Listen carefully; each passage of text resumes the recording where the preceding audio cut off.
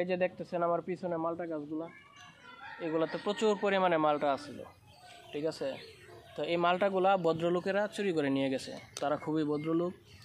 তো আমি যদি আজকে এই মালটা গাছ অনেক পরিশ্রম করে না লাগাইতাম, যদি আমি গাঁজা ব্যবসা করতাম, তাইলে মনে করেন যে আমার গাঁজাতে কেউ হাতও দিত না। যদি আমি ইয়াবা বেচতাম, ফেন্সি বেচতাম, কেউ আমার ফেন্সিতে হাতে দিত না।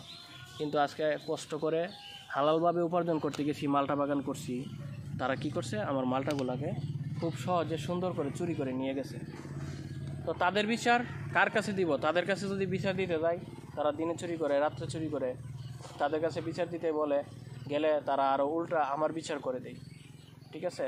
তারা জোর দেখায়, তাদের সাহস দেখায়, তাদের পাওয়ার দেখায়।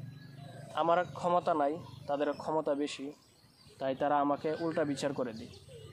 তো আপনাদের কাছেও বিচার দিয়েও লাভ নাই, আপনারাও তাদের বিচার করতে পারবেন না। উপরওয়ালা একজন আছে, ওনার কাছে বিচার দিলাম, উনিই তাদের বিচার করবে। আমার ভিডিওগুলো স্ক্রিন রেকর্ড দিয়ে রেখে দিন, একদিন তাদের বিচার হবে, আর তখন আমি আপনাদেরকে আবার বলবো।